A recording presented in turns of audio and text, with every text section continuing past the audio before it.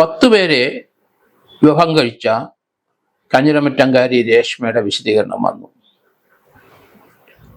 11ാമത്തെ വിവാഹത്തിലാണ് രേഷ്മ പിടിക്കപ്പെടുന്നത്. തനിക്ക് ഇന്ന് വരെ സ്നേഹം കിട്ടിയിട്ടില്ല. സ്നേഹം കിട്ടാൻ വേണ്ടിയിട്ടാണ് 10 പേരെ വിവാഹം കഴിച്ച് സ്നേഹം കിട്ടാത്തതുകൊണ്ട് 11ാമത്തേക്ക് പോയി. സ്നേഹം കിട്ടുന്നിടം വരെ വിവാഹം കഴിച്ചുകൊണ്ടേയിരിക്കുമെന്നുള്ളതാണ് രേഷ്മയുടെ വിശദീകരണം.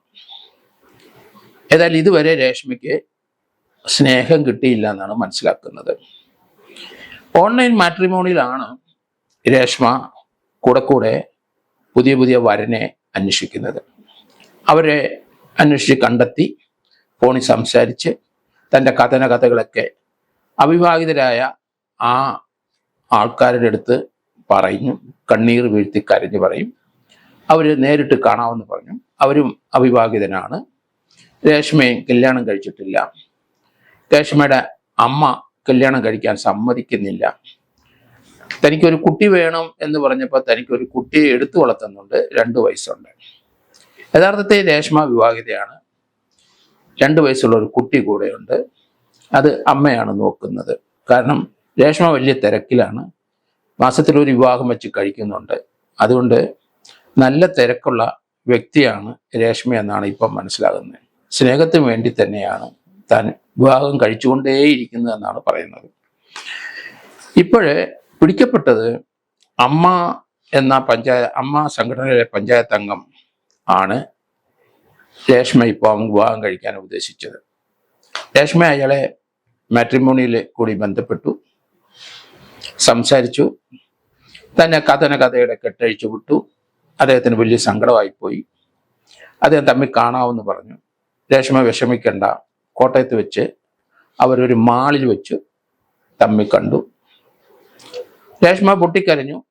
തനിക്ക് ആരുമില്ല, അമ്മയില്ല, അമ്മ കല്യാണം കഴിക്കാൻ സമ്മതിക്കുന്നുമില്ല, അമ്മയൊരു കൊച്ചിനെ എടുത്തു വളർത്തിക്കൊണ്ടിരിക്കുകയാണ്. അദ്ദേഹം അതെല്ലാം വിശ്വസിച്ചു. ഏതായാലും കല്യാണം കഴിക്കാം എന്ന് തീരുമാനിച്ചു. നേരിൽ കണ്ടതല്ലേ. അങ്ങനെ തിരുവനന്തപുരത്ത് വെമ്പായത്തുള്ള ഈ അമ്മ പഞ്ചായത്ത് അംഗത്തിൻ്റെ സുഹൃത്ത് അവിടുത്തെ വാർഡ് കൗൺസിലറുടെ വീട്ടിൽ രേഷ്മയെ ആക്കി. അദ്ദേഹത്തിൻ്റെ ഭാര്യയുണ്ട്. രേഷ്മയായിട്ട് സംസാരിച്ചപ്പോഴും അവർക്ക് പല രീതിയിൽ അവിശ്വാസം ഉണ്ടായെങ്കിലും രേഷ്മ അടുത്ത ദിവസം കല്യാണം കഴിക്കുകയാണ് അമ്മ പഞ്ചായത്ത് അംഗത്തിന്. അതുകൊണ്ട് രേഷ്മ രാവിലെ വിവാഹത്തിന് തയ്യാറാടി ഓഡിറ്റോറിയത്തേക്ക് പോകണം. അതിന് മുമ്പ് കുളിക്കണമെന്ന് പറഞ്ഞപ്പം മെമ്പറുടെ ഭാര്യ കുളിക്കാനുള്ള സൗകര്യം ചെയ്തു കൊടുത്തു.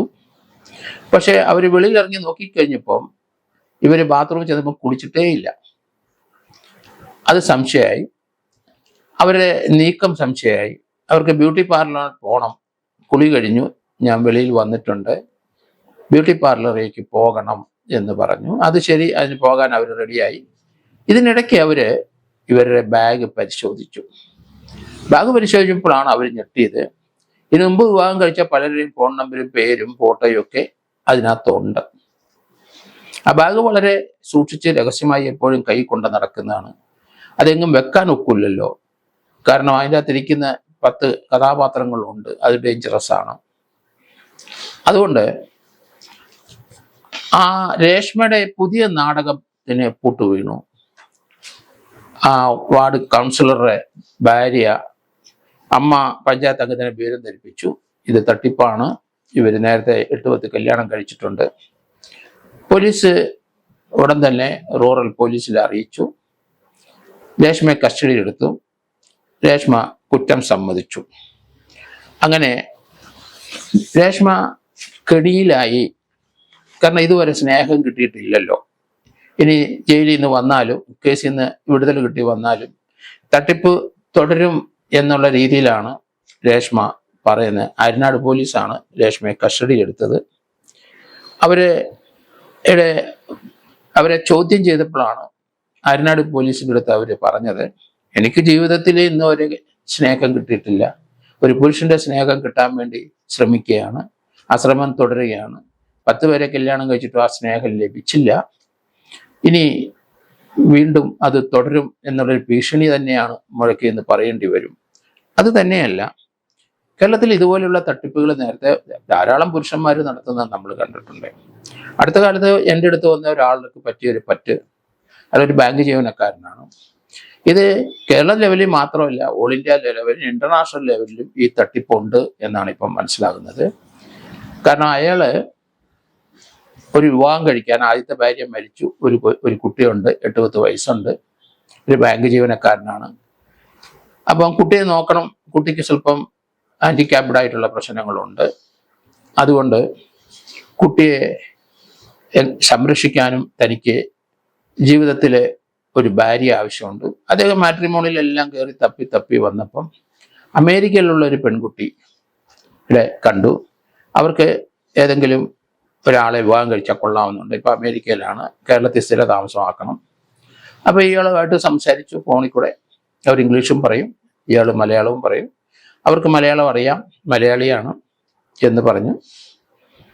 എന്തായാലും കല്യാണത്തിലേക്ക് പതുക്കെ നീങ്ങി രണ്ടുപേരും.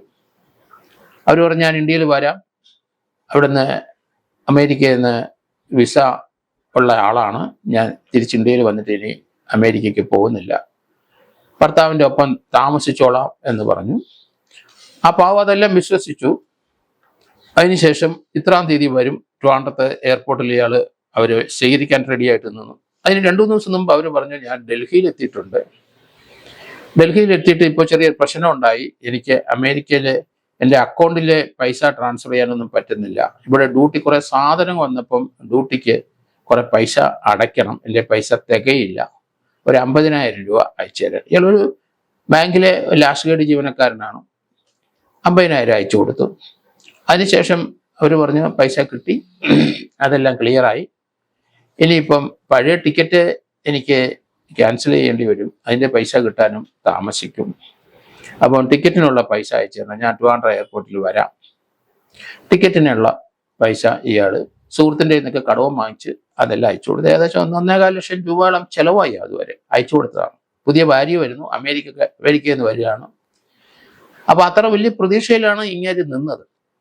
അപ്പോൾ ട്രിവാൻഡ്രം എയർപോർട്ടിൽ വെയിറ്റ് ചെയ്യാം, ഒരു 11-12 മണിയാകുമ്പോൾ ഇവിടെ എത്തും. ഇയാളുടെ പിതാവിനെ അറിയിച്ചു, അത്യാവശ്യം ചില ബന്ധുക്കളെ അറിയിച്ചു, ഇതുപോലെ കല്യാണം കഴിക്കുന്ന പെൺകുട്ടി വരുന്നുണ്ട്. ഇയാൾ എയർപോർട്ടിൽ കാറുമായിട്ട് പോയി വെയിറ്റ് ചെയ്തു. ഇയാളുടെ കൊച്ചും കുട്ടിയെ നോക്കുന്ന പിതാവും എറണാകുളത്താണ്, ഇയാൾ തിരുവനന്തപുരത്താണ് വർക്ക് ചെയ്യുന്നത്. അങ്ങനെ എയർപോർട്ടിൽ പോയി വെയിറ്റ് ചെയ്തു, വിളിച്ചു. അവിടുന്ന് ഫ്ലൈറ്റ് കയറുകയാണ്, എയർപോർട്ടിലെത്തി, ഫ്ലൈറ്റ് ഇത്ര മണിക്കാണ്, എല്ലാം കറക്റ്റാണ്. ഏതായാലും ഫ്ലൈറ്റ് ഇവിടെ വൈകിട്ട് വരെ വന്നില്ല. അങ്ങോട്ട് തിരിച്ചു വിളിച്ചു, ഫോൺ എടുക്കുന്നില്ല. ഇപ്പൊ ഏകദേശം ഒരു 5-6 മാസം കഴിഞ്ഞാണ് എൻ്റെ അടുത്ത് വന്ന് ഈ വിവരങ്ങൾ പറയുന്നത്. എന്ത് നടപടി ചെയ്യാമോ? ഒരു നടപടി സ്വീകരിക്കാനില്ല. അതൊരു ബോഗസായ ആളാണ്, നല്ലതായിട്ട് സംസാരിക്കും മലയാളി തന്നെയാണ്. മലയാളി റാക്കറ്റുകൾ തിരുവനന്തപുരത്ത് മാത്രമല്ല വേൾഡ് മുഴുവനും ഉണ്ട്. ഇപ്പം എന്നറിയാല് ഡിജിറ്റലായിട്ടുള്ള തട്ടിപ്പിൻ്റെ ഒക്കെ എല്ലാത്തിനും പറയും ഹിന്ദി സംസാരിക്കും, പോലീസ് ഓഫീസറെ വേഷം ഇട്ട് നിൽക്കുന്നതൊക്കെ മലയാളികളാണ്. ആ തട്ടിപ്പിന്റെ കൂമ്പാരമാണ് മലയാളികൾ. അപ്പൊ അത് പുരുഷന്മാർ മാത്രമല്ല, സ്ത്രീകളും ആ തട്ടിപ്പിൽ ഇപ്പം പ്രാവീണ്യം നേടിക്കഴിഞ്ഞു. അവരും പുരുഷനെ കവച്ചു വെക്കുന്ന രീതിയിലുള്ള തട്ടിപ്പുകളും വെളിയിലിട്ട് എഴുന്നള്ളിക്കാൻ തുടങ്ങിയെന്നാണ് ഈ വിവാഹ തട്ടിപ്പ്. ഇത് ആരെങ്കിലും 10 വിവാഹം കഴിക്കുകയാണ്. നേരത്തെ ഉണ്ടായിരുന്ന കേരളത്തിൽ ഒരാളെ നേരത്തെ പിടിച്ചയാൾ ഇങ്ങനെ വിവാഹം നടത്താം എന്ന് പറഞ്ഞ് അവരിൽ നിന്നുള്ള പണം, കുറേശ്ശെ സ്വർണം, പണമെല്ലാം ഇയാളുടെ ഓരോ കുടുംബത്തിലെ ആവശ്യം പറഞ്ഞു. അത് നല്ല രീതിയിൽ കുടുംബത്തിലുള്ള ആൾക്കാരും പറയാം തട്ടിപ്പിന് വിധേയമായ അടുത്ത കാലത്തൊരു കേസ് ഞാൻ കണ്ടു. അപ്പം പൊതുവെ വിവാഹ തട്ടിപ്പ് ബഹു രസകരമായിട്ട് നമുക്ക് തോന്നും. ഏതായാലും ഇവരുടെ വിശദീകരണമാണ് ക്ലാസിക്കലായ ഒരു വിശദീകരണം. എനിക്ക് ഇന്ന് വരെ സ്നേഹം കിട്ടിയിട്ടില്ല. 10 വിവാഹം കഴിച്ചിട്ട് സ്നേഹം കഴിച്ച 11ാമത്തെ പെട്ടുപോയി, ഒരു ചെറിയ സ്ലിപ്പിൽ പറ്റിപ്പോയി. ഇനി ആ പരമ്പര തുടരും എന്നുള്ളൊരു ഭീഷണിയും കൂടെ മുഴക്കിയിട്ടുണ്ട് രേഷ്മ.